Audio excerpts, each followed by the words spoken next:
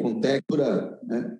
Mais importante ainda, o papel que o Diese tem e os estudos que o Diese faz, né? As pesquisas, né? De emprego, desemprego, inflação, custo de vida, enfim, não serve só para o movimento sindical, né? Mas para a sociedade como um todo, as empresas usam, os governos usam, prefeituras usam.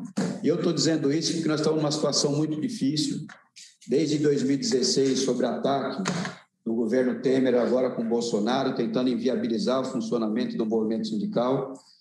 E tem sido um esforço de todas as entidades manter o Diese funcionando e nos subsidiando. Então, o Diese é espetacular, sabe? Cada centavo, né, que a gente investe no Diese, ele volta multiplicado por 1000. E o Diese é um motivo de orgulho e que nós temos que trabalhar nessa conjuntura tão difícil para que sobreviva o nosso sindicato, o movimento sindical, mas manter o Diese muito forte. Então, quero agradecer a todos os companheiros e companheiras que nessa conjuntura têm nos ajudado a manter o Diese funcionando e é motivo de orgulho.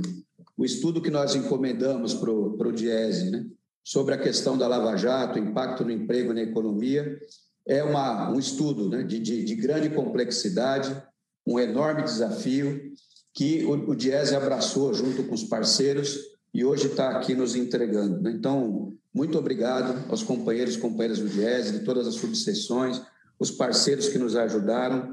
Sou extremamente grato e esse estudo é muito importante, não só para o movimento sindical, mas também para a sociedade brasileira, em especial nesse momento que nós estamos vivendo.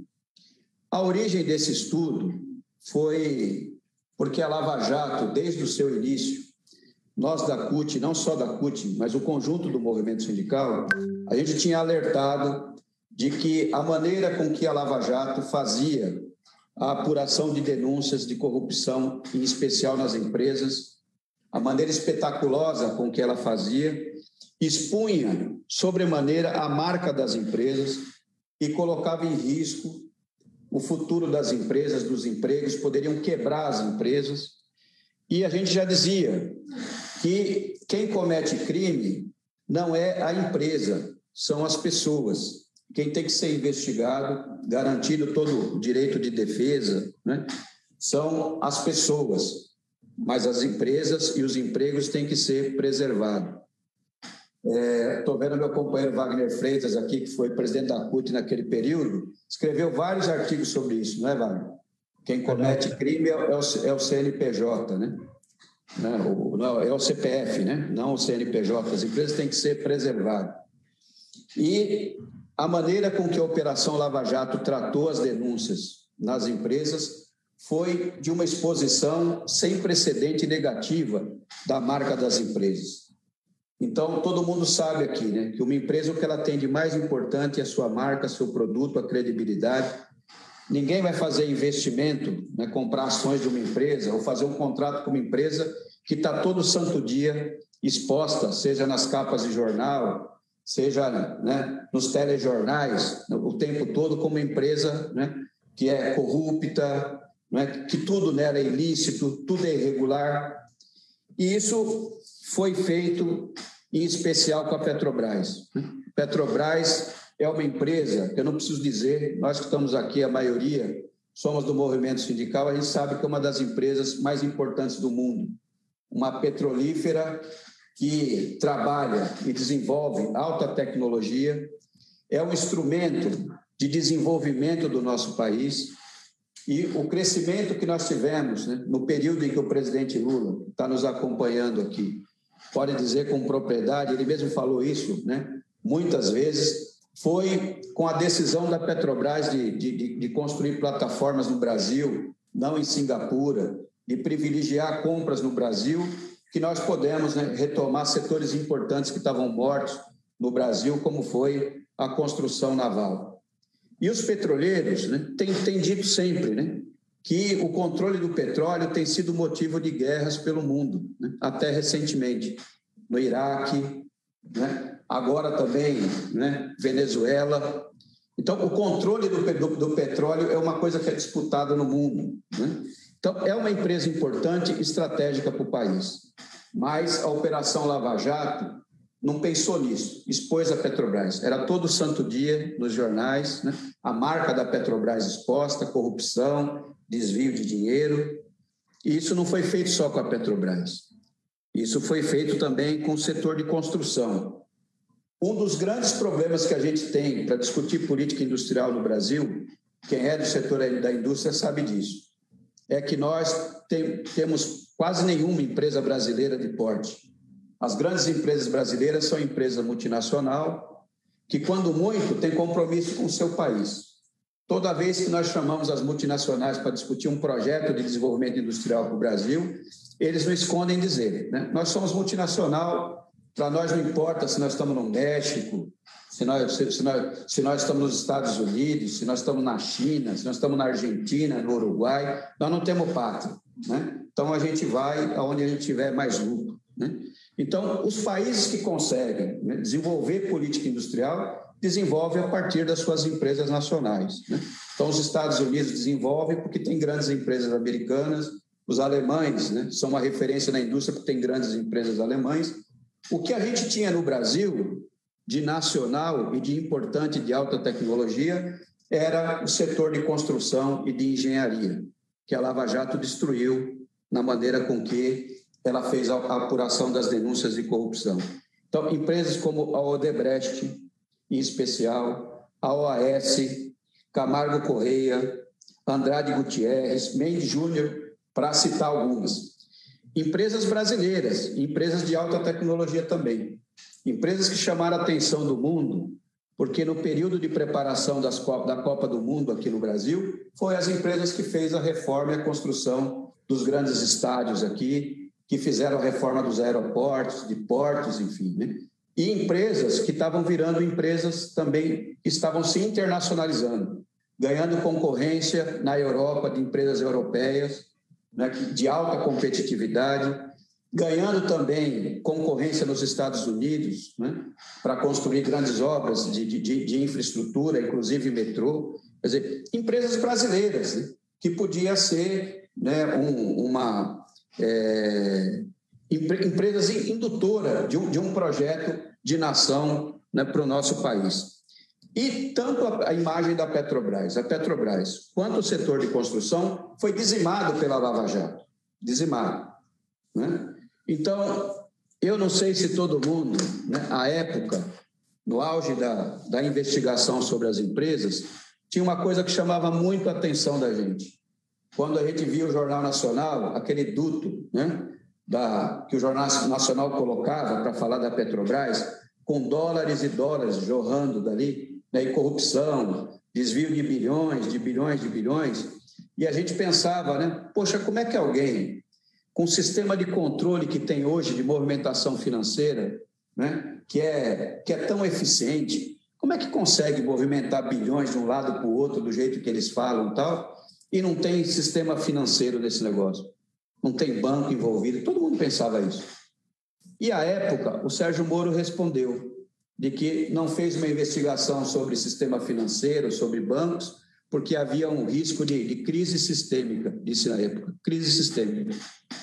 O que é verdadeiro. Se fizesse, né, com os bancos o sistema financeiro, o que foi feito com a Petrobras, o que foi feito com as construtoras do Brasil, teria risco sistêmico mesmo.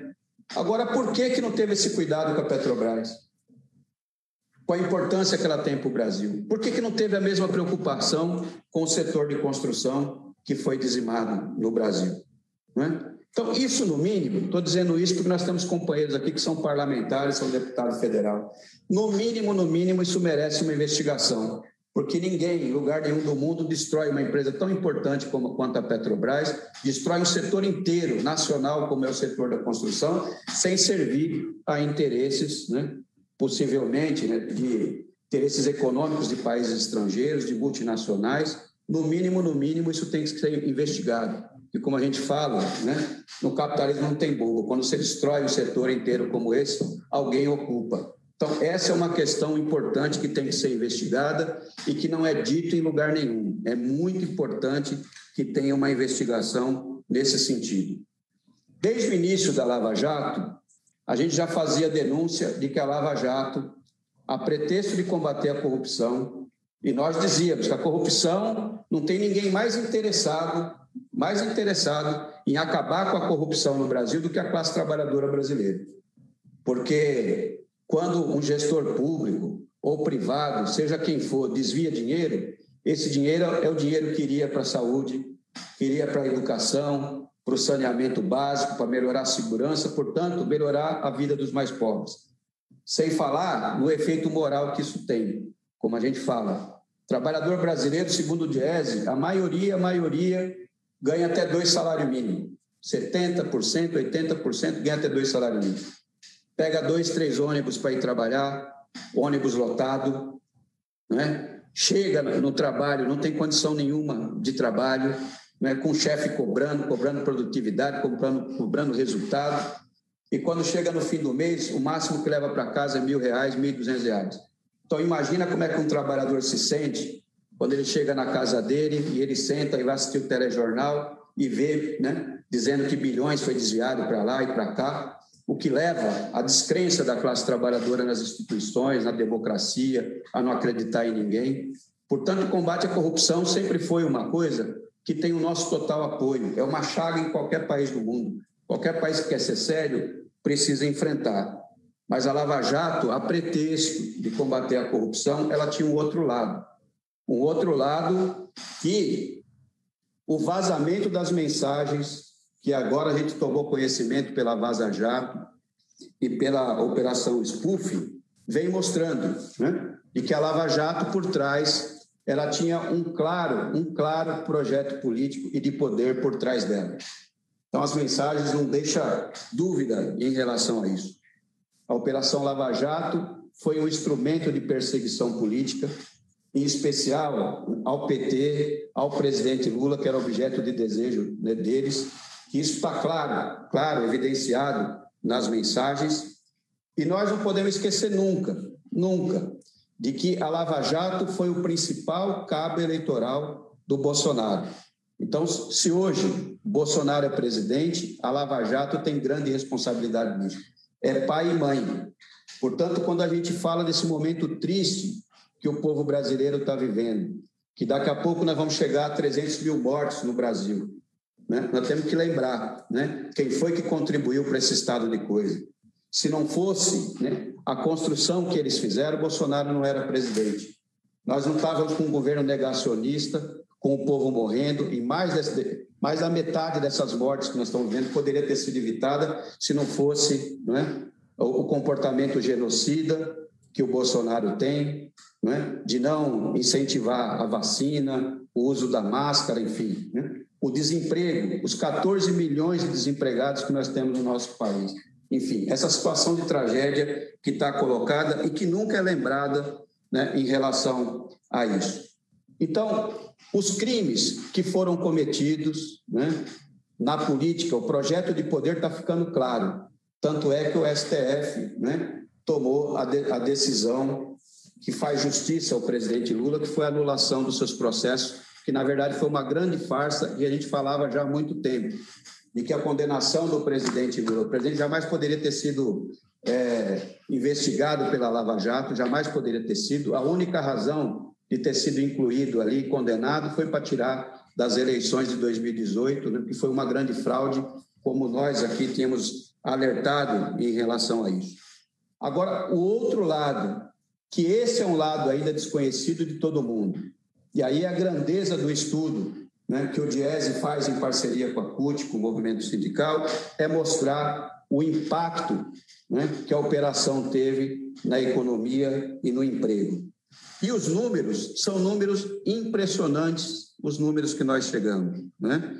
Então, o Fausto vai apresentar o estudo, a metodologia, como é que nós construímos os números, né? Mas foram 4,4 milhões de emprego, 4,4 milhões de emprego, sendo que 1.100.000 só no setor da construção civil. Só no setor da construção civil, 1.100.000 postos de trabalho. Quer dizer, isso é um crime.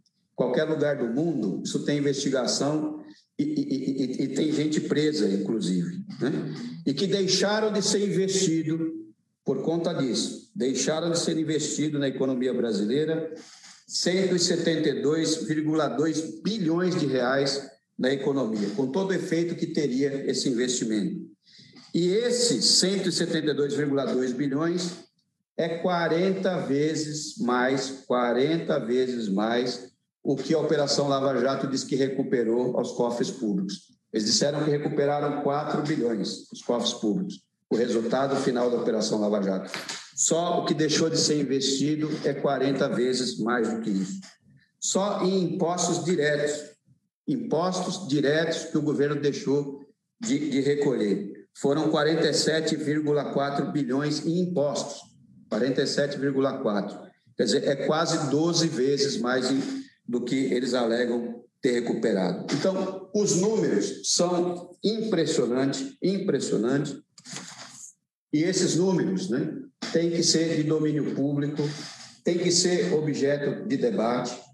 Então, seguramente, né, se a Operação Lava Jato não tivesse existido, porque é isso que nós estamos discutindo aqui, se ela não tivesse tido o papel que teve, se tivesse ouvido o que a gente falou lá atrás, né, que o combate à corrupção tinha que preservar as empresas, né, não era para se transformar em instrumento de perseguição política, projeto de poder por trás, se tivesse investigado todas as denúncias que foram feitas lá atrás, né, e a Operação Lava Jato não tivesse cumprido esse papel, com certeza a gente não teria os 14 milhões de desempregados que a gente tem hoje. E nós, que somos dirigentes sindicais, sabemos o flagelo que é a pessoa não ter emprego. Quando não tem emprego, ele não consegue dar comida para o filho, pagar aluguel, não sabe o que vai ser o dia de amanhã. E, infelizmente, não é, os números do desemprego crescendo por conta da gestão Bolsonaro. Os mais, né, de 280 mil mortos que nós temos hoje e aumentando a cada dia mais o descontrole, o povo sem vacina, enfim, né?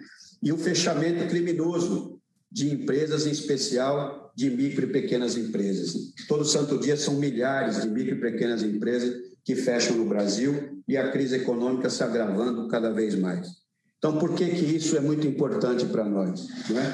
Nós não podemos permitir que eles passem a narrativa, né, de que quem empurrou o país para a crise, né, quem quebrou a Petrobras, quem provocou a crise econômica, foi os governos progressistas que nós tivemos do presidente Lula e da presidenta Dilma. Porque isso é mentira. Quando a gente olha para o estudo, a gente vê de maneira muito clara quem é o responsável, né, por fragilizar a Petrobras. Aliás, fragilizaram, né, porque eles tinham um objetivo claro. É só perguntar para os petroleiros que estão aqui. Esse discurso está servindo para fatiar a Petrobras e privatizar e entregar o patrimônio do povo brasileiro. É isso. Por isso que nós não podemos permitir que esse discurso seja feito, que essa narrativa, né, essa narrativa passe como verdade, porque ela é mentira.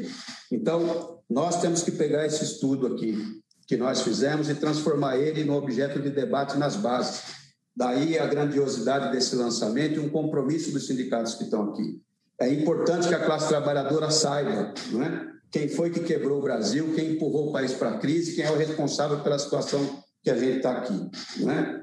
E nós, né, temos todo o interesse do mundo no combate à corrupção, mas o combate à corrupção não é o que a Lava Jato fez. E quando a gente critica a Operação Lava Jato, é porque ela foi um instrumento, na verdade, de entrega da soberania do país e destruição dos empregos, e nós temos que enfrentar esse debate. Eu nunca vou me esquecer, né, quando na greve dos petroleiros, os petroleiros estão aqui, a última greve, eu estive com eles lá, né, no TST, no julgamento da greve, e de ver um juiz dizer, estão consertando as mazelas que foram feitas lá atrás, né, pelos governos de vocês. Então, isso não pode prevalecer. Então, esse estudo mostra de maneira clara quem são os responsáveis, quem são os verdadeiros criminosos. Em qualquer lugar do mundo deveria ter punição. Então, esse estudo aqui, ele precisa ser um instrumento nosso, né, de trabalho de base, de conversar com a classe trabalhadora, mas estou aqui também assumindo um compromisso de que ainda essa semana eu vou levar esse estudo aqui para o presidente da Câmara, para o presidente do Senado, para que eles tomem conhecimento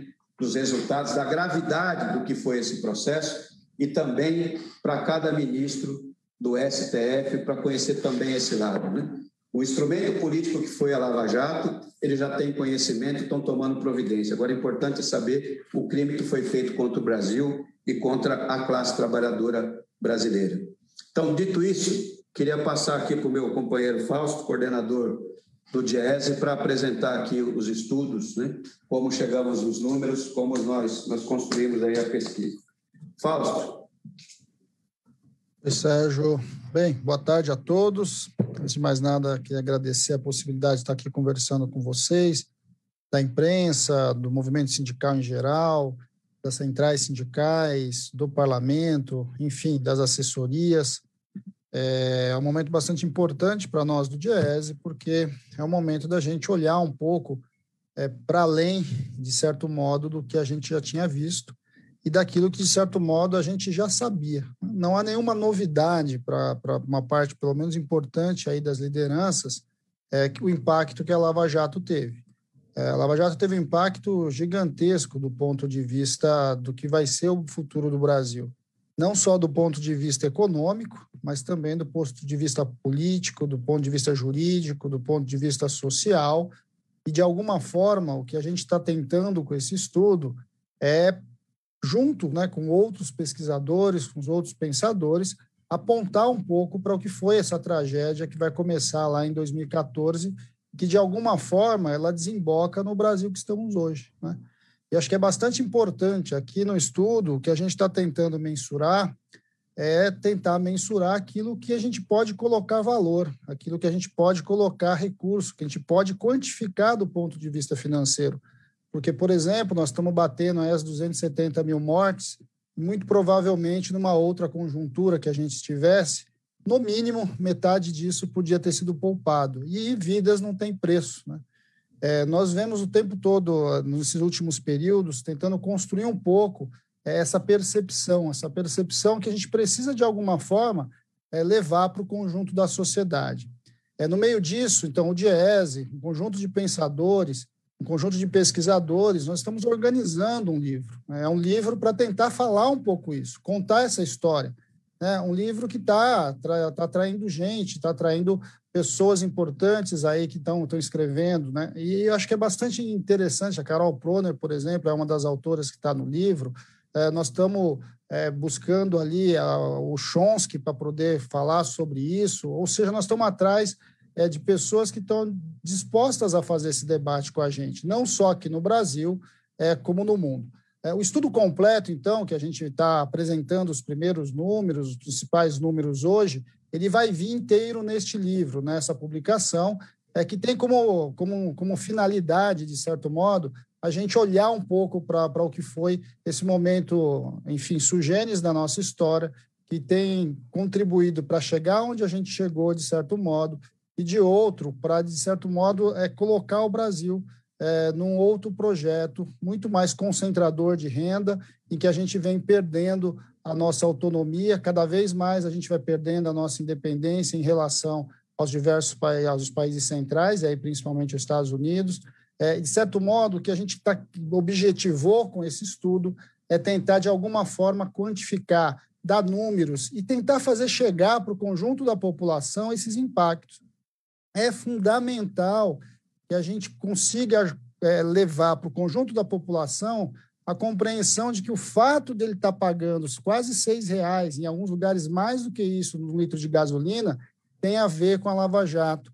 O fato de um botijão de gás na periferia de São Paulo estar chegando a perto de R$100 tem a ver com a Lava Jato.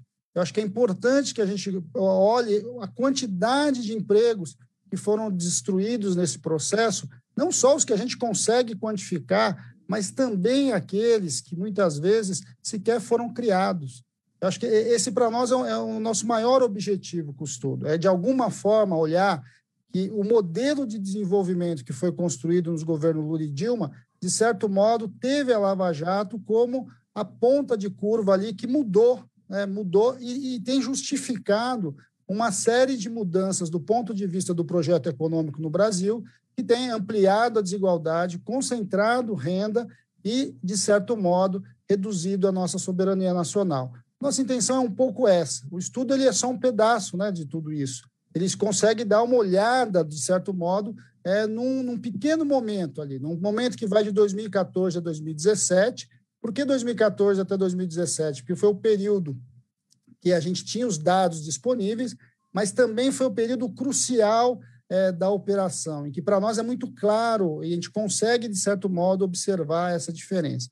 Como é que nós fizemos esse estudo? Bem, nós primeiro tínhamos que encontrar um nicho ali, né? Encontrar o número que, de certo modo, expressasse esse impacto.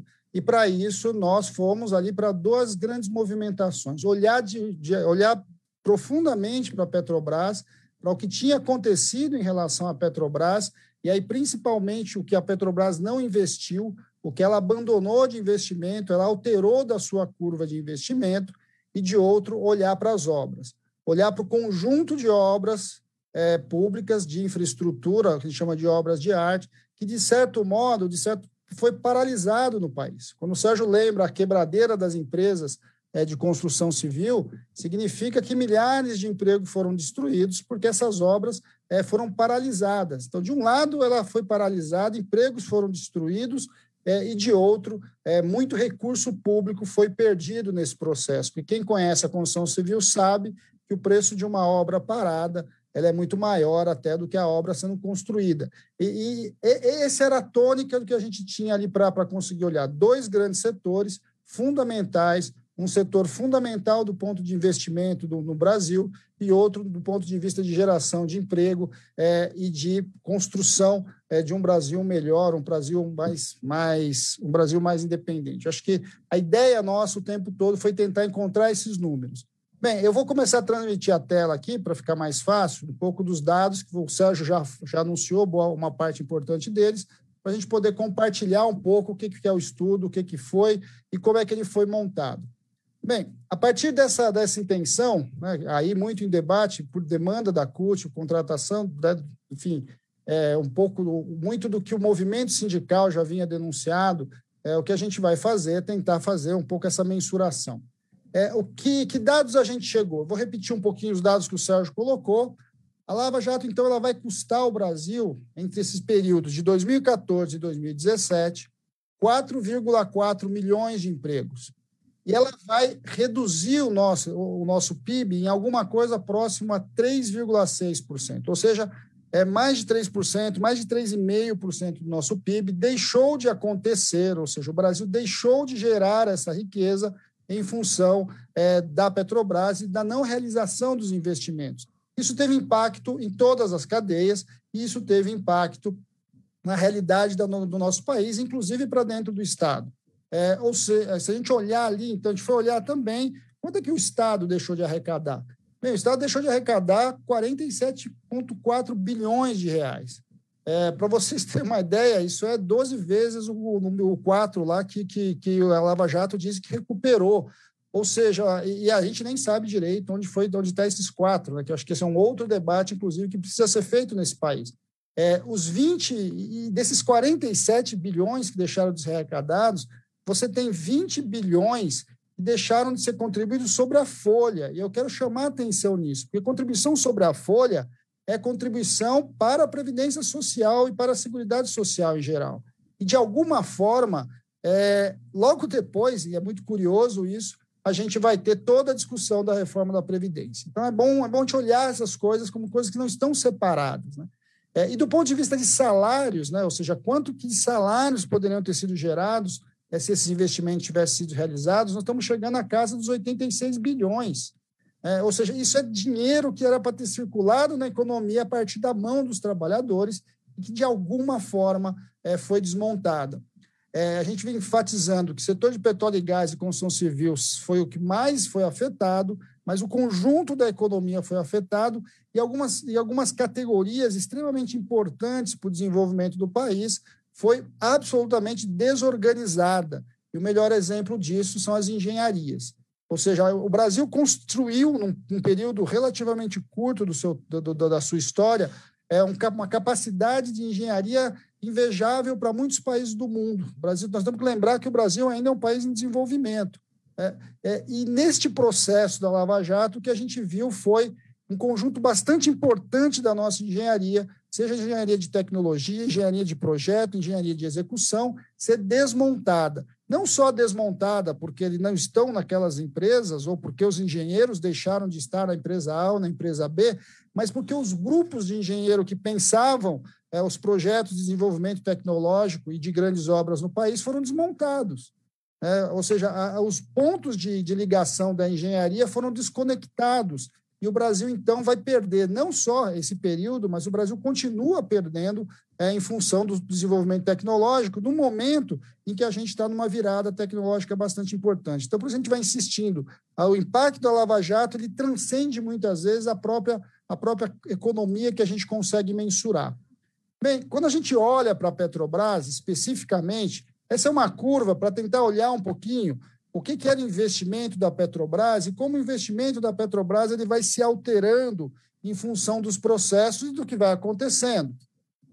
Essa curva aqui, essa curva laranjinha, é o investimento total da Petrobras, né? E o investimento em azulzinho é o investimento basicamente em produção de petróleo, né? Basicamente em produção de óleo e petróleo.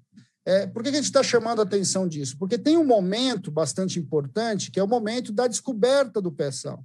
E o momento da descoberta do pré-sal é um momento bastante importante de investimento da empresa. Então, a Petrobras investe muito nesse período, primeiro, porque acha o petróleo, acho que isso é importante, quando você acha o óleo, né, você reorganiza toda a empresa para poder fazer a sua prospecção, e uma vontade política muito clara de colocar a Petrobras como um elemento central no desenvolvimento estratégico do Brasil, no desenvolvimento energético, no desenvolvimento tecnológico e no desenvolvimento das cadeias produtivas. É bastante importante este momento de investimento, e não é à toa que é neste momento, inclusive, em meio, inclusive, à crise econômica mundial, que o Brasil vai crescer, né?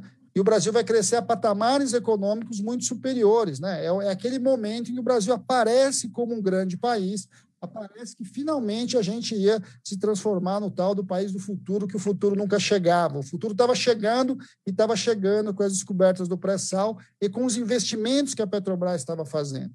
Muito bem, quando a Lava Jato começa, esses investimentos já estavam em fase de maturação. Ou seja, era um momento em que a Petrobras começaria a diminuir partes do seu investimento maior, porque ele já tinha descoberto, mas ia ampliar a sua geração de riqueza. E não é à toa que é exatamente nesse momento que a gente vai assistir esse impacto da Petrobras e esse impacto na Lava Jato. Por que a gente está chamando a atenção sobre a Petrobras? Porque, primeiro, ela teve um papel muito além da própria ideia de uma empresa de petróleo. A Petrobras é um conglomerado importante de cadeias produtivas, né? É um nicho de cadeias produtivas que, de certo modo, organiza boa parte da nossa visão energética, né? Do nosso projeto energético de país. E, de alguma forma, é isso que ela está deixando de ser. A Lava Jato teve um marco fundamental, foi um marco fundamental para a Petrobras mudar a sua lógica de investimento, mudar a sua lógica de gestão e passar a priorizar não mais o país, mas priorizar os seus acionistas. O que nós estamos assistindo agora, o que a gente está assistindo agora com o preço da gasolina, é um exemplo disso. A prioridade não está nas pessoas, não está no país, não está no interesse do país, mas está no interesse dos acionistas da empresa, que vai se transformando de uma grande empresa estratégica para o desenvolvimento do Brasil numa empresa de prospecção de óleo. Né? E a gente está vendo, inclusive, um movimento bastante absurdo que a gente tem assistido agora, em que você diminui a produção de gasolina nas refinarias para que importadores possam entrar no país. Bem, isso tudo começa em 2014. Toda essa discussão que a gente tem hoje sobre a Petrobras e sobre o endividamento da Petrobras começa em 2014. E por quê? Porque lógica de endividamento, né, lógica de investimento e endividamento estão casadas.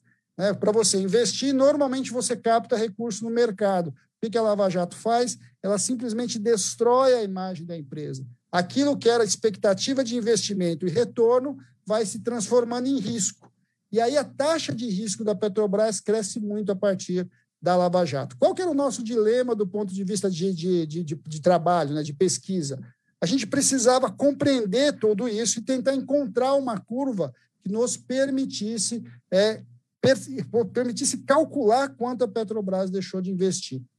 Para isso, nós construímos um modelo econométrico e fomos tentar construir uma curva normal, numa época bastante específica, né, de alteração e queda do preço do petróleo, para a partir do movimento normal de investimento de uma empresa do tamanho da Petrobras, comparar com quanto, de fato, ela deveria ter investido e quanto que ela investiu. Ou seja, a curva normal de investimento da Petrobras, ela indicava para a gente alguma coisa perto de 104 bilhões a mais do que a Petrobras, de fato, investiu.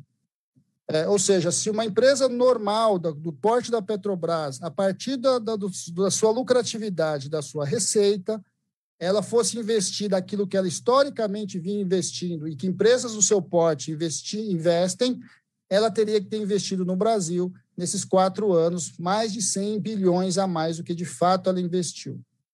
E aí nós fomos para a construção civil, porque o impacto, de certo modo, do investimento da Petrobras e da Lava Jato, ele se alastrou pela economia como um todo, mas na construção civil ele foi central. E aí, para isso, a gente não teve dúvida, a gente foi olhar para a obra. Nós fomos obra a obra, olhar obra a obra o que tinha acontecido, fomos para dentro dos relatórios do Tribunal de Contas, para dentro dos relatórios do Ministério Público, olhar as obras que foram paralisadas e quanto de recursos deveria ter sido colocado nessas obras e, a partir disso, tentar mensurar quanto que deixou de ser investido na construção civil em geral. Fazendo esse olhar, então, da Petrobras e depois, olhando para cada uma das obras, nós estamos falando das grandes obras, das grandes construtoras, nós chegamos a um valor de quase 68 bilhões de investimento na construção civil, que era para ter sido feito e não foi feito. Ou seja, o que a Petrobras deixou de investir, 104 bilhões, mais o que a construção civil deixou de investir, deu um total, então, de 172 bilhões. Bem, quando você tem não investimento realizado, quando o investimento não se realiza na economia, o que acontece é que a economia em cadeia ela tem impacto. E foi isso que a gente foi tentar, então, mensurar. A partir do momento que a gente tinha um valor de quanto deixou de ser investido por conta da Lava Jato, a gente desdobrou isso para a economia, e ao desdobrar isso para a economia, a gente foi olhar no conjunto dos setores como é que isso se desdobrou e como é que isso se distribuiu no tempo. Então, os grandes números que foi apresentado, que é os 4,4 milhões de empregos, eles se dividem nos 3 anos, com forte impacto em 2016. A mesma coisa acontece no VA, né? Aqui o VA é a riqueza propriamente dita gerada, né? O valor adicionado na economia. Nós chegamos aqui a 244 bilhões de riqueza não gerada. E aí disso deriva os 47 bilhões de impostos, 85 bilhões de salários e etc. E isso significa o 3,6% de acréscimo no PIB que era para ter acontecido caso esses investimentos tivessem sido realizados. Do ponto de vista, quando a gente olha, então, de fato, mais a miúde, o que aconteceu, 2 dados bastante importantes. A gente tem um impacto no emprego direto e indireto, ou seja, aquele emprego que a gente consegue observar, que está diretamente vinculado àquele investimento, e a gente tem o que a gente chama de efeito renda, né? O efeito renda é como aquele dinheiro que entra na economia, ele se transforma, e nesse processo de se transformar, ele vai gerando mais riquezas, e ele vai adentrando o conjunto todo da economia. Em empregos diretos e indiretos, a gente teve uma perda de ocupação de 2 milhões de postos de trabalho. Em riqueza gerada, quase 125 bilhões. Em imposto arrecadado, 25 bilhões. Massa salarial, 45 bilhões. E previdência FGTS, 11 bilhões. Quando a gente desdobra o efeito renda, então a gente tem quase que dobra tudo isso. Então a gente vai ter ali ocupações 2.389, 119 bilhões de renda de riqueza não gerada, 22 bilhões de impostos não arrecadados e mais de 40 bilhões de salário que não foi efetivado. Esses números são importantes. E o que é o efeito renda, para vocês terem uma ideia do que a gente está falando? Efeito renda é o que a gente, por exemplo, viveu ano passado. Quando o Estado colocou, a partir da disputa do movimento sindical sobre o auxílio emergencial colocou dinheiro na economia. E quando colocou dinheiro na economia, aquele PIB que era para ter caído 7, caiu 4. Então, isso é efeito renda. Se o conjunto lá dos 170 bilhões tivesse sido investido, a gente teria geração de emprego, geração de renda e geração de riqueza. E foi isso que, de certo modo, não aconteceu. E como é que ele pegou nas ocupações em geral? A gente vai ter, na construção civil, mais de 1 milhão de empregos deixaram de ser gerados. No setor de comércio, é um setor bastante atingido, especialmente na lógica do efeito renda, mais de 800 mil postos de trabalho. Atingiu o serviço doméstico, né? Ou seja, a empregada do trabalhador doméstico, a empregada doméstica foi atingida pela Lava Jato. E esse é um dado que a gente precisa dizer. Muitas das empregadas que perderam o seu emprego têm a ver com essa renda que não foi gerada. E isso vai descendo para o conjunto da economia, né? Inclusive envolvendo a própria Petrobras. Na Petrobras, a gente teve ali uma perda de empregos diretos na ordem de 20 mil e de empregos indiretos, somando terceiros, que aí entra no conjunto dessa economia, mais de 200 mil trabalhadores deixaram de ser gerados ali no complexo de petróleo e gás. Quando a gente olha para a geração de riqueza, fica muito claro o impacto na Petrobras, porque quase 30 bilhões de riqueza deixou de ser gerado na Petrobras, no setor de óleo e gás, e mais de 35 bilhões na construção civil. E aí vai impactando todo o conjunto da economia de novo, e aí chegando aí os 244 bilhões de equipamento. Esse aqui é um gráfico do PIB, né? Como é que a gente vai olhando para o PIB e como é que o PIB poderia ter sido diferente. Em 2014, a gente poderia ter crescido um pouco mais, mas em 2015, a gente poderia ter atenuado muito da nossa recessão, mais de 1% do PIB poderia ter sido crescido, o Brasil poderia ter crescido a mais, e a mesma coisa acontece em 2016. Mas tão importante, ou mais importante até do que esse período muito duro da nossa economia, é que em 2017, 2018, a gente poderia ter crescido muito além. E esse crescimento muito além certamente alteraria o nosso presente. Eu acho que esse é o nosso grande desafio aqui.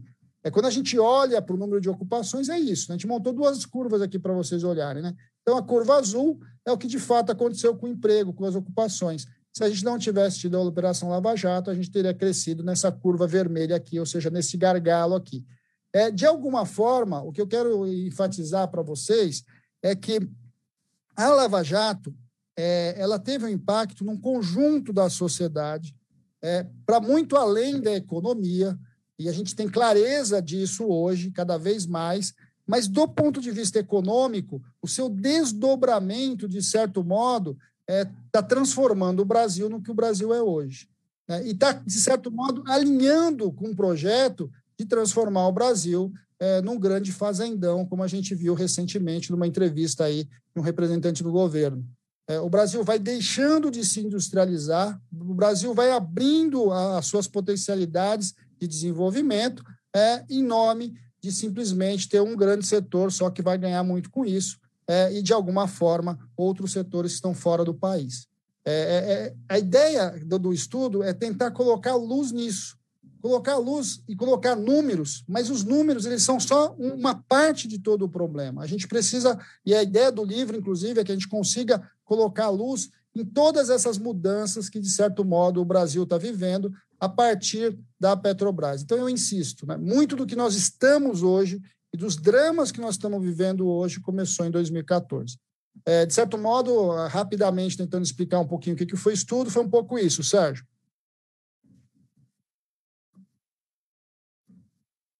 Muito bem, Fausto.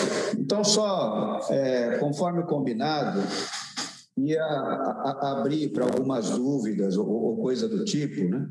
Mas lembrar o seguinte, né, que esse estudo aqui que nós estamos apresentando, nós vamos formatar eles para levar para os partidos, né? O presidente da Câmara, o presidente do Senado, para os ministros do STF, enfim, né, entidades, né, nacionais que a gente vai apresentar o estudo. Um outro produto que nós vamos fazer é uma cartilha aí com uma linguagem muito simples, né, para poder chegar nos locais de trabalho, para que os trabalhadores, né, tenham acesso às informações de maneira muito simples. É um outro produto que nós vamos fazer. E também nos comprometemos aqui com as lideranças sindicais de que tanto o DIEESE quanto as nossas lideranças, a CUT, está à disposição para fazer uma apresentação do estudo, né, para as estaduais, para os sindicatos, enfim, que queiram marcar. Então, a gente está disposto aí e disponível para fazer uma apresentação específica, né, para as categorias, para os ramos que tiverem interesse a partir de agora, né? Então, o objetivo aqui, combinado com a Vanilda, era algumas questões que tiver aí de dúvidas e tal, que quiserem tirar agora. Limitado aí, né, Vanilda? Não sei como é que você combinou aí. Sim, eu pedi para o pessoal se inscrever, por favor, no chat, Já tem aqui alguns que estão se inscrevendo. O Felipe pode estar falando. E a gente vai passando para você. Então, como está dando para ver todas as telas aqui, e a pessoal não mandou inscrição. Então, está aberto aqui para... O Alex, ajuda aí com o pessoal, né? Abre o microfone do pessoal que pedir para falar. Vamos apelar a mãozinha aí, já que a inscrição está demorando aqui. Então, tem uma pergunta do Felipe. Você se apresenta, Felipe? Diz de onde você é e faz a pergunta, por favor. Claro, Vanilda, obrigado. Eu sou Felipe Rosselê, sou jornalista do Sindicato dos Bancários de São Paulo, Osasco Região. Boa tarde, Sérgio. Boa tarde, Fausto. Eu gostaria de saber se a CUT e as demais entidades já vislumbram ações no campo civil ou até mesmo no campo criminal de responsabilização dos autores que fizeram parte dessa destruição da economia, de empregos, que muito bem foi apresentado aí pelo Fausto, pelo Sérgio, os dados. Se já vislumbra alguma ação de responsabilização efetiva desses atores. É isso, obrigado. Wander, da Sindeletro Minas Gerais. Boa tarde a todas e todos. Sou o secretário-geral do Sindeletro Minas Gerais e também o responsável pela área de comunicação do sindicato. Primeiro, parabenizar a CUT, na pessoa do Sérgio Nobre, e o GES, na pessoa do Fausto, pelo belo estudo e pela iniciativa da apresentação aqui hoje. Eu queria, na verdade, fazer um comentário que, para além das propostas que o Sérgio nos coloca, né, de criação da cartilha para facilitar, hoje, especialmente nesse período de pandemia, as redes sociais têm sido muito utilizadas. Então, eu sinto a necessidade da gente criar cards simples para poder fazer a divulgação em WhatsApp, nas redes sociais, né, Facebook, Instagram e demais, explicando isso passo a passo para os trabalhadores, porque nós sabemos como é que funciona a máquina de fake news da direita, e ela sempre se contrapõe ao que a gente tenta publicar, eles se antecipam. Então, eu sinto necessidade de que, juntamente com a cartilha, com as lives que a gente provavelmente vai estar produzindo aí com a participação do GES e da CUT, que a gente também desenvolva esses cards. Era isso, muito obrigado. Gente, a Andréia da TV Brasil, TV 247, por favor, Andréia. Boa tarde a todas e a todos. Boa tarde, presidente Sérgio Nobre. Boa tarde também, presidente Lula. A minha pergunta é um pouco relacionada a esse impacto que nós tivemos, né, com relação à Lava Jato, no que diz respeito ao trabalho da mulher. Hoje nós estamos no mês da mulher trabalhadora. Acho que seria importante a gente classificar o impacto da Lava Jato com relação ao emprego e renda dessas mulheres, e como a gente pode, qual o mecanismo, né, de comunicação também para chegar nessa mulher trabalhadora e para essa mulher que também está, né, e nesse momento, muitas delas agora estão no trabalho informal, como que elas podem, e a gente pode se comunicar e tentar mostrar esses impactos reais com relação ao trabalho da mulher. Obrigada, boa tarde. Sérgio, por hora tem essas perguntas, se você quiser já respondendo, aí as pessoas podem fazer mais algumas inscrições e a gente... Bom, eu estou convencido que ninguém destrói, né, a imagem de uma empresa como a Petrobras, respondendo a pergunta do Felipe, dos bancários, né, de que, com a importância estratégica que ela tem para o Brasil, o interesse que tem no controle do petróleo, como eu disse, foi motivo de guerra, né, ao longo da nossa história e na história recente também. Ninguém destrói um setor tão importante nacional como é o setor de engenharia, o setor de construção, né, sem alguém ter se beneficiado disso. Então, no mínimo, merece uma investigação aqui. Então, eu vou defender isso, que isso aqui alguém, né, tem que se debruçar e fazer uma investigação sobre isso aqui, porque em qualquer lugar do mundo teria investigação e, se comprovado culpa, né, gente responsabilizado e preso por isso, porque é um crime contra a economia do país, contra a classe trabalhadora, o desenvolvimento do país. Eu não tenho dúvida, acho que merece isso, né? E toda vez que eu falar desse assunto, eu vou dizer, né? Não tem brincadeira no jogo, né? Se você destrói um setor inteiro, alguém se beneficiou, alguém ganhou. Então, eu acho que esse tema é um tema que tem que ser discutido com toda a seriedade, né? O companheiro do Sindeletro que fala, né, de fato, as redes sociais é muito importante, tem toda a razão de que criar cards, né, criar vídeos explicativos, né, porque isso atinge milhões de pessoas. Acho que isso é muito, muito importante, temos que trabalhar isso. É que eu sou da época da cartilha, né? Sou da época da cartilha de entregar jornal na parte do Fábio, mas é verdade, né? É verdade que isso é muito importante e a gente vai trabalhar, né? E a questão, né, de mencionar o emprego feminino, isso é muito importante também, mas o Fausto, que é o técnico aí, pode dizer, né, Fausto, é possível a gente estratificar? Você que é o universitário aí? Tem duas perguntas aqui, Sérgio, de caráter mais técnico, né? Não, a gente não consegue estratificar assim, né? Porque o estudo é um estudo feito a partir da matriz, então a gente está tentando olhar para a economia como um todo, né? O que você consegue minimamente observar é que os impactos nos setores, naqueles setores que têm um trabalho feminino maior, você tem um impacto ali muito grande. Então, setor de educação, setor de saúde, setor de trabalho doméstico, você vai ter um impacto maior. Na construção civil, em que você tem uma grande quantidade de trabalhadores homens, é claro que ali você vai ter uma boa parte dos empregos perdidos de trabalhadores homens. O mesmo acontece com o setor de petróleo e gás, enfim.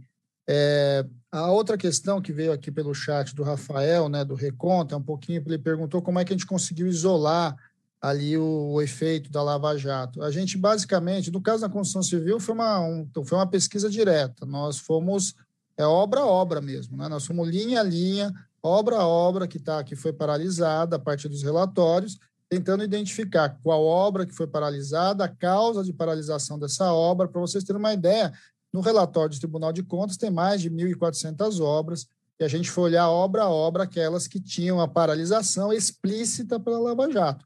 Inclusive, tinha outras obras que paralisaram, muitas outras obras que paralisaram, inclusive até poderia ter impacto da Lava Jato, mas nós não tinha nada escrito necessariamente que era pela Lava Jato. Então, a gente foi muito cuidadoso para olhar nas obras que, de fato, foi citada a Lava Jato como um dos motivos pela qual aquela obra teria sido paralisada. Na outra ponta, do ponto de vista da Petrobras, o que nós fizemos? Nós construímos um normal, né, uma taxa normal de investimento das empresas de tamanho, de porte equivalente da Petrobras, né? Ou seja, de mesmo setor, ou seja, a gente conseguiu construir um modelo que, de alguma forma, previa quanto que deveria ter sido o investimento da Petrobras a partir da sua taxa de lucro, a partir do seu lucro realizado, do seu lucro líquido e do seu faturamento, né, do seu resultado operacional. Olhando o resultado operacional e o lucro da empresa, empresas do setor da Petrobras, do porte da Petrobras, tenderiam a ter uma taxa de investimento de X. Isso que a gente calculou. E depois foi nos relatórios, de fato, olhar quanto a Petrobras investiu. Por que isso? Isso é uma forma da gente olhar para o resultado daquela empresa e dizer, olha, de certo modo, o investimento que você tinha sido feito, ele foi adiado, ou ele foi não realizado, que foi de fato o que aconteceu, porque depois ele não se realiza, inclusive, nos anos seguintes. E aí a gente fez esse exercício para frente, né, até chegar em 2017, e a gente fez esse exercício para trás. Então, a gente retroagiu esses investimentos para tentar colar a curva, né, para tentar ver até que ponto o modelo tinha, de fato, ressonância com o que a gente estava fazendo e com o que a Petrobras investia.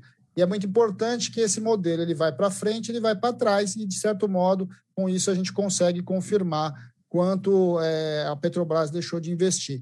Isso é uma forma, inclusive, de você retirar o chamado efeito valor do petróleo, né? Porque uma das principais dificuldades que se tinha no estudo era discutir o seguinte, mas o preço do petróleo caiu no mundo inteiro. Por que então a Petrobras não deixou de investir? Porque o preço do petróleo caiu. E a gente está dizendo, sim, o petróleo caiu para todas as empresas petrolíferas no mundo. E o investimento da Petrobras foi muito aquém de empresas equivalentes do seu porte. Gente, agora o Cosmo Silva vai falar. Cosmo, faz a sua pergunta para quem você quiser.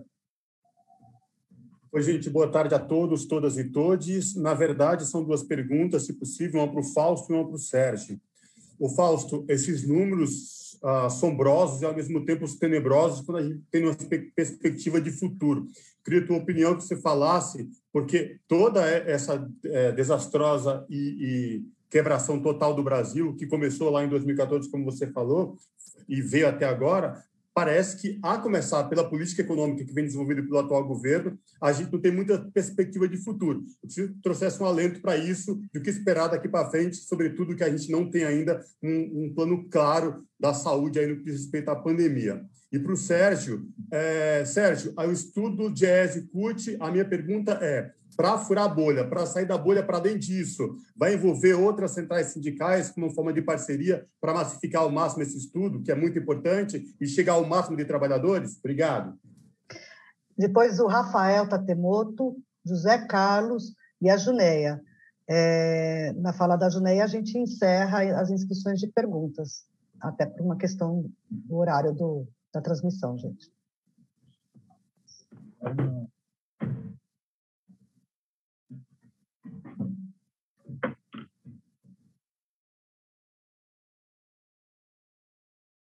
Rafael?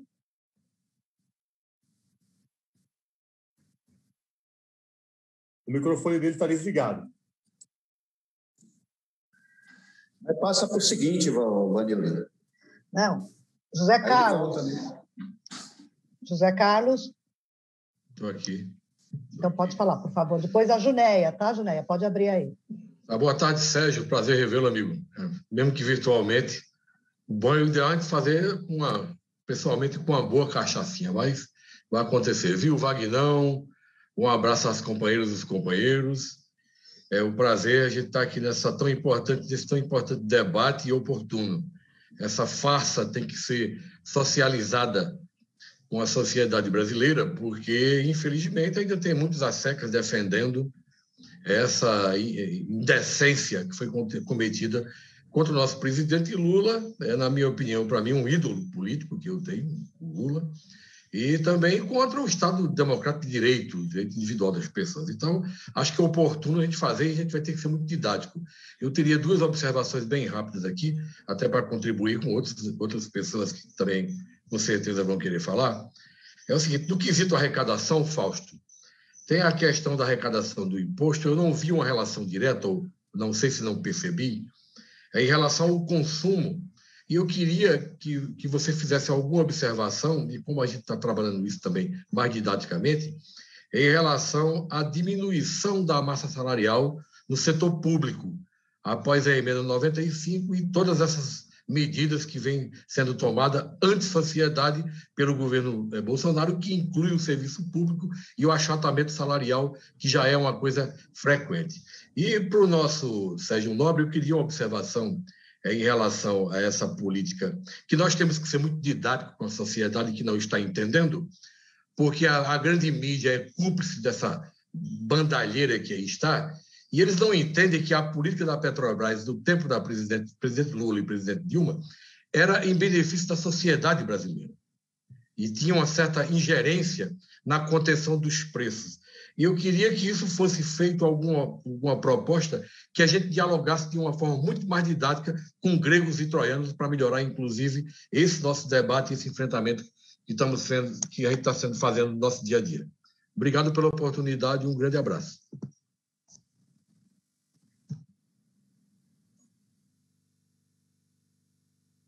Companheira Juneia. Oi, obrigada, Alex. Boa tarde, companheiros Sérgio Nobre, companheiros da direção da Executiva Nacional da CUT, companheiros dos ramos e companheiras, e companheiros e companheiras que estão acompanhando esse debate tão importante sobre o que significou e o que significa, o que ainda vai ter muito... Ainda a gente vai ter um rescaldo muito grande, ainda por muitos anos, do que é a Lava Jato e o desmonte do que são as nossas indústrias, do que é a Petrobras, o que significa para nós, né? A companheira da Andréia, da TVT, ela perguntou o impacto na vida das mulheres. Andréia, a gente da CUT...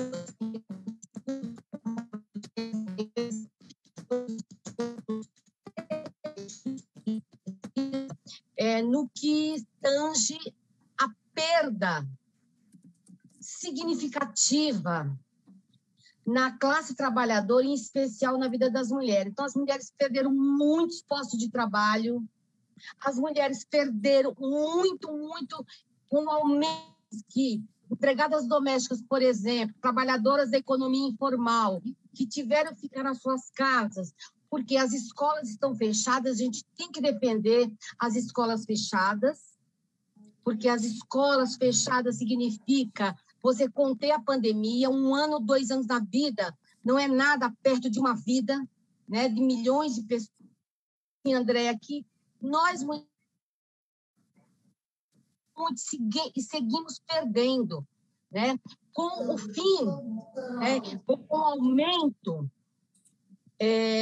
das privatizações dos serviços públicos, né? com a aprovação da PEC 186, né? com a famigerada EC 95, o companheiro anterior que me antecedeu falou também, estamos perdendo muito. Quer dizer, o Brasil, nós estamos vivendo assim, um período que é assim, um pesadelo, né?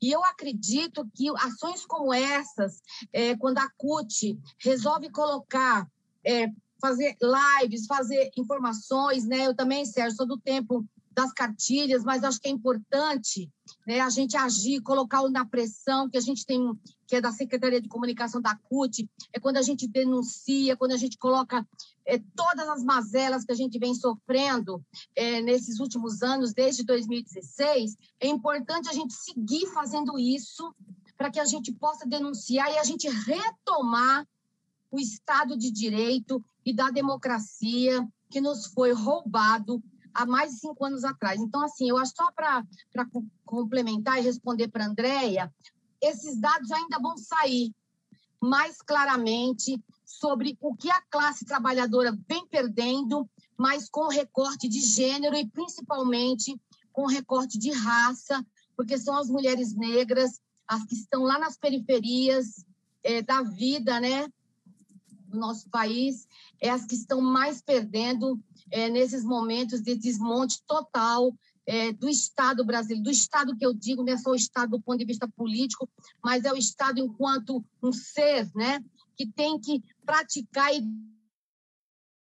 devolver política pública para todos e todas nós, né? E a gente tem um Estado brasileiro que não está fazendo isso. A nossa sorte, com todos os problemas que a gente tem, ainda é o Sistema Único de Saúde, que está querendo ser destruído, mas é o que tem salvo milhares de vidas, né?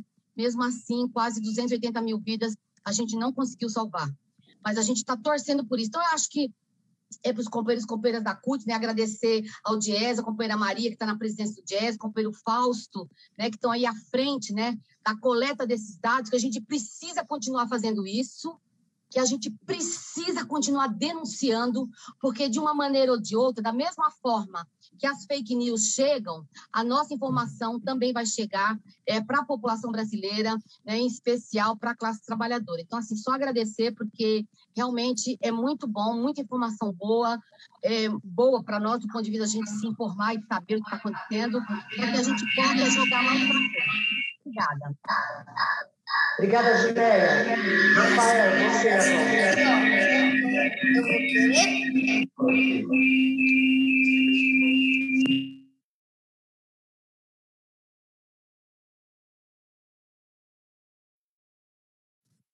Companheiros, companheiras. Rafael Tatemoto, você está por aí ainda, companheiro Rafael? Também não respondeu. Josemar, está me ouvindo? Você está inscrito aí? Abre o microfone, por favor, companheiro.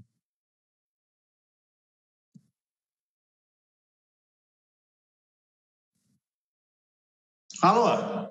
Pronto. Pronto? Então, companheiradas, né, companheiros e companheiras, os números apresentados aí pelo Diese, nesse estudo, números estrondosos, né? A gente observa que a economia brasileira perdeu aí, possivelmente, quase um PIB nessa Operação Lava Jato, da forma como foi feita.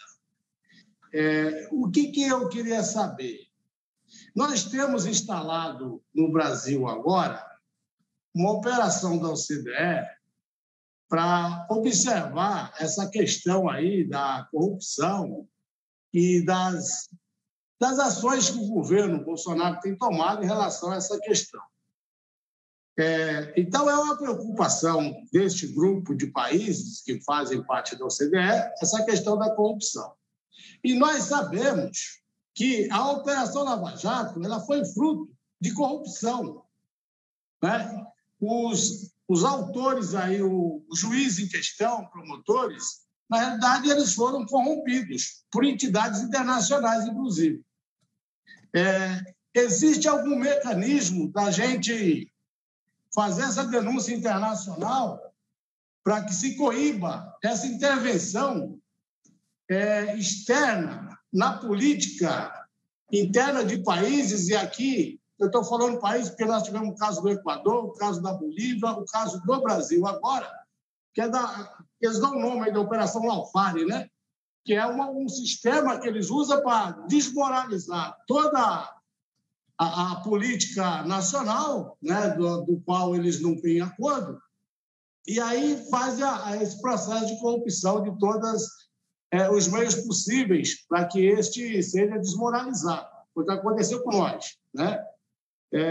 Não tem como fazer uma denúncia sobre isso, porque nós estamos voltando à era da escravidão em detrimento desse golpe que aconteceu lá atrás, né? A reforma trabalhista, que já foi feita, se aplicada, nós estamos perdidos. Ela não foi aplicada ainda, né, na sua integralidade, mas é fruto desse golpe que eles deram lá atrás. Então, levantar esse número é importante, compartilhar com as autoridades é também importante, mas nós temos que verificar internacionalmente se há possibilidade de denúncia para que seja corrigido esse modelo operante dos Estados Unidos, em especial, de fazer intervenção em economias que, porventura, tenha governos progressistas. É isso. Obrigado. Obrigado, companheiro Josemar. Presidente Sérgio Nobre. Então, a questão do Cosmos, né? No início da Operação Lava Jato, não foi só a CUT, todas as centrais sindicais, né, estiveram juntas na denúncia do que estava acontecendo, dos desvios, dos crimes que a gente estava identificando. Nós chegamos, na época, a fazer um documento conjunto sobre isso, né? E que a Operação Lava Jato estava fora de rumo e que o custo seria isso que nós estamos apresentando hoje, né? A destruição da Petrobras, de setores importantes e tal, né? Então, as centrais sindicais vão comigo no Congresso, vão comigo no Senado, vão comigo nos ministros, para a gente entregar conjuntamente, porque a nossa posição é unitária em relação a isso, né? Então, o estudo, né, foi uma parceria da CUT com o DIEESE, mas nós já conversamos já no conjunto das centrais de que, né, todas elas vão trabalhar os dados, levar para a sua base e vamos entregar aí para as autoridades o estudo de maneira conjunta, né? Então, todos os setores foram afetados, todas as categorias, né? Então, é levar para o mais amplo público possível, né? A questão dos recargos, a mesma coisa, Zé. Nós precisamos agora fazer desse estudo, né, um instrumento, né, de trabalho de base, né, de luta, de conversar com as nossas bases, né, e desconstruir a narrativa deles, né? Então, os números são muito claros, né? São muito claros, né? Dá todos os elementos para a gente conversar, e isso vai ser decisivo para a construção da vitória do ano que vem, não tenho dúvida, né? Vai ser muito importante isso. Então, esse trabalho de base precisa ser feito. E aí tem vários instrumentos, né, de comunicação. O Fausto falou no início que nós estamos trabalhando a construção de um livro onde esse estudo do impacto econômico e no emprego é parte do livro. Então, tem companheiros que vai falar sobre a questão jurídica da Lava Jato, os crimes políticos que foram cometidos, enfim, né? Uma coletânea de textos, onde o nosso estudo também é parte. E essa é uma publicação que atinge um público específico, é o povo da universidade, o pessoal mais próximo da política, enfim, né? Nós vamos construir aí os instrumentos para dialogar com a base, os cards, os vídeos criativos, as cartilhas. Aí, muito importante que os jornais sindicais também, né, reproduzam, importante que os jornais das categorias, né, tratem o assunto, né, porque os sites, né, dos sindicatos tratem do tema também. Agora, é fundamental que a nossa militância, porque a gente para convencer a base, a gente tem que estar convencido. Se a gente não estiver convencido, não convence a base, não convence ninguém. É muito importante que as lideranças conheçam bem o estudo, sabe? Tem os números na ponta da língua, como é que chegou no número, convencido dos dados. Por isso que nós estamos nos dispondo aqui, ó, sabe? Aí em Pernambuco, Zé, de falar com o povo da estadual, aí, de armar uma conversa para a gente apresentar o estudo com as lideranças das estaduais, convidar os sindicatos, os principais do estado, para a gente debater. Aí com calma, né? Para todo mundo tirar as dúvidas, falar, porque a militância tem que estar com esses dados na ponta da língua. Isso é muito importante. Nos sindicatos nós estamos dispostos, né? É só ligar na Nacional, falar lá com a Soraya, né? Que a gente organiza uma agenda com a Secretaria-Geral, o Edson está aí, para a gente construir, né? Um pessoal técnico nosso, também da direção, para poder fazer o debate. Agora, é muito importante que nossa militância tenha esses dados na ponta da língua. A Operação Lava Jato, Josemar, desde o início, e os crimes cometidos, né, contra o presidente Lula, o PT, então, toda a armação por trás dela foi denunciada internacionalmente, né? Então, a gente tem comitês Lula Livre no mundo todo, publicações em inglês que nós fizemos mostrando o outro lado da Lava Jato, e aqui nós temos todas as condições também, através da nossa Secretaria Internacional, de fazer, né, essa publicação em inglês e a gente também, né, levar para os fóruns onde o movimento sindical participa também com os parceiros. Isso também é muito importante, né, para complementar a informação que eles já tinham também, nós vamos fazer uma publicação aí em inglês e levar para os parceiros internacionais também. É isso. Não sei se o Fausto quer comentar alguma coisa, Fausto. Não, acho que veio só uma pergunta ali do Cosmos sobre perspectiva de futuro, um pouco o que significou a Lava Jato e para onde vai as coisas. E o Zé Carlos fez uma pergunta sobre massa salarial, etc. Né? Então, assim, é bem difícil, né, a gente falar sobre quais são as perspectivas. O que a gente sabe é que existe um projeto, né? O projeto está em andamento.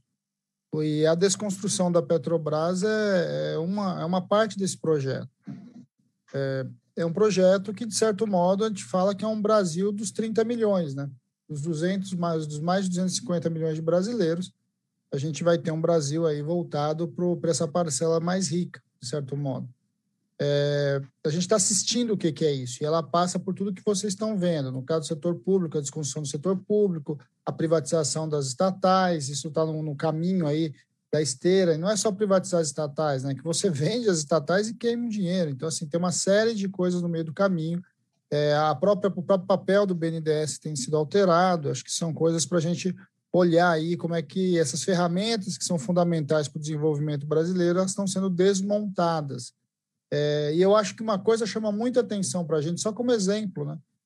Por que será que hoje a gente importa tanta gasolina?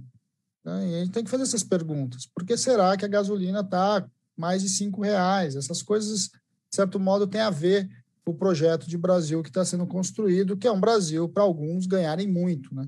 Então, acho que esse é um primeiro dado. Do ponto de vista do Zé Carlos, esse é um dado bastante importante, né, que a gente vem fazendo há muito tempo essa discussão. Desde a época do governo Lula, toda a discussão que a gente teve de valorização do salário mínimo, do Bolsa Família, e depois nós fizemos esse debate aí com o auxílio emergencial.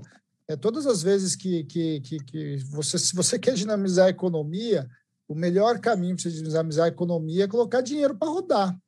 E quando você coloca dinheiro para rodar em investimento e salário, é por onde, de certo modo, se reativa o consumo, reativa a produção, e assim você vai numa sequência. É isso que a gente vem falando há muito tempo, e é isso que o estudo, de certo modo, mostra. Isso vai se desdobrar nos outros setores, né, nas outras áreas aí que a gente está vendo o desmonte. Se vocês assistirem, vamos pegar agora a proposta que está sendo aventada aí de mexer aí no seguro-desemprego. Em momento nenhum a gente vê esse governo, ou mesmo antes, no governo Temer, propostas que vinham para ampliar o recurso na mão do trabalhador. O que a gente vê sempre é enxugar o recurso na mão do trabalhador. Enxugar recursos de salário em época de crise é parar o comércio, parar a economia, é o que nós estamos assistindo agora. Então, essas coisas não tem como separar, né? De certo modo, o estudo tem a ver com essa discussão muito maior. que é para onde está indo a economia. Agora, o que a gente gosta, que tem enfatizado, é que isso tem um momento, né? Um momento de partida, né? O momento de partida a Lava Jato ele foi um elemento fundamental para tirar de cena ou para desconstruir o movimento de desenvolvimento que a gente estava construindo. E aí implementar outro. Né? Implementar outro para quê? Para que muita gente vai ganhar dinheiro, gente. E tem vários setores que estão ganhando muito dinheiro a partir de 2014, 2016. Gente, o Sérgio agora vai falar uma fala de encerramento. Obrigada por todo mundo que compareceu. As dúvidas técnicas, vocês podem entrar em contato com a gente faz a ponte com o Diese. Isso é um estudo de maratona para muitos meses de repercussão e de apropriação desse estudo. Então, o Sérgio vai fazer uma fala rápida aqui de encerramento. Por mim, agradeço a todos que compareceram e que esse estudo se multiplique para a gente poder divulgar muito. A gente tem muitos casos, vai pôr na roda para vocês. Boa tarde. Quero agradecer novamente, viu? Oi, Maria. Posso só dar uma palavrinha rapidinha? A presidenta não vai poder? Se a presidenta não poder... Não tem problema. Não, imagina. Boa tarde a todos e todas. Só quero aqui parabenizar a CUT, que já vinha insistindo nesse estudo já há algum tempo, e a partir do nosso último congresso, em 2019, tomou a decisão de jogar um peso muito grande para que a gente pudesse corroborar com esse estudo que está sendo apresentado hoje. E o desafio que foi colocado para o Diese, que, mais uma vez, mostra a sua capacidade, a sua seriedade, a sua competência em apresentar um estudo tão bem elaborado, com tantos dados significativos, para que a gente possa desconstruir essa narrativa que tanto o governo como a direita têm colocado para o conjunto da sociedade e da classe trabalhadora. Então, como presidenta do Diese, como dirigente nacional da CUT, me sinto muito, muito orgulhosa de fazer parte desse processo, que é uma história, nós estamos escrevendo uma história. Porque, desde que começou tudo isso, da Lava Jato, a perseguição ao governo Lula, a presidenta Dilma, nós precisamos sempre ter uma arma, mas uma arma contundente do ponto de vista de números, de dados, que desmonte tudo o que está acontecendo. Então, a gente fazer isso agora e a CUT ter essa iniciativa e o Diese produzir esse estudo não é qualquer coisa. Então, é um momento para nós, da classe trabalhadora, histórico, ter tido essa iniciativa e produzir isso. E agora, futuramente, no futuro bem próximo, com a elaboração do livro, com mais conteúdos ainda jurídicos, do ponto de vista das colaborações que nós vamos ter, poder oferecer isso para todo mundo, para que, de fato, a gente possa fazer a luta e mudar a situação que nós vivemos hoje e, principalmente, colocar em evidência tudo que foi feito para desconstruir o nosso país, desconstruir os direitos sociais, os direitos trabalhistas, e a gente voltar a ter um país em crescimento, mas um crescimento social e humano, além, é claro, do crescimento econômico. Então, parabéns à CUT, parabéns ao Diese, viu, Fausto? Todos os companheiros que trabalharam muito nesse estudo, nessa elaboração. Parabéns. Maria, então agradecer novamente, Maria, o empenho. De fato, o Diese nos enche muito de orgulho. Foi um enorme desafio fazer esse trabalho. Fausto, também agradecer a você o empenho também na coordenação técnica, agradecer novamente todos os parceiros que nos ajudaram, não foi só o Diese, tinham vários parceiros que também estavam estudando e nos ajudaram na construção dos dados, enfim, no debate. Então, foi um trabalho coletivo muito importante. Quero agradecer aqui cada companheiro e companheira que participou aqui da apresentação. Isso é o início do trabalho, Estamos lançando os dados, mas só tem sentido se isso for um instrumento de luta nosso e de disputa nas bases e, como disse a Maria aqui, colocar a verdade no lugar, não é? Então, a narrativa que eles constroem é uma narrativa mentirosa e quando a gente olha os números, e os números são esses, Eu quero ver eles dizer que não é, porque os números são reais, é isso mesmo. Então, está muito claro, quem tiver acesso ao estudo não vai ter dúvida de quem quebrou o Brasil e de quem empurrou o país para a crise e nesse período obscuro que o povo brasileiro está vivendo. Então, aí acho que agora é todos nós, né, enquanto dirigente sindical, militante, fazer desse estudo um instrumento de luta. Então, agradecer a todos e todas, um grande abraço e também pedir que no dia 24, né, lembrar, né, dia 24 é o Dia Nacional de Luta, que nós precisamos ter em todos os estados, nas categorias, o nosso povo fazendo manifestação, mas manifestação também se cuidando, né? Precisamos conversar com a população, não é? Todo mundo ali no seu som, sem se expor, mas conversando com a população, porque a população está carente, precisando de informação, né? E nós precisamos dar, né, como dirigentes sindicais, o caminho para a classe trabalhadora. Então, um grande abraço e até a próxima. Obrigado a todos aí. Tchau. Um abraço a todos.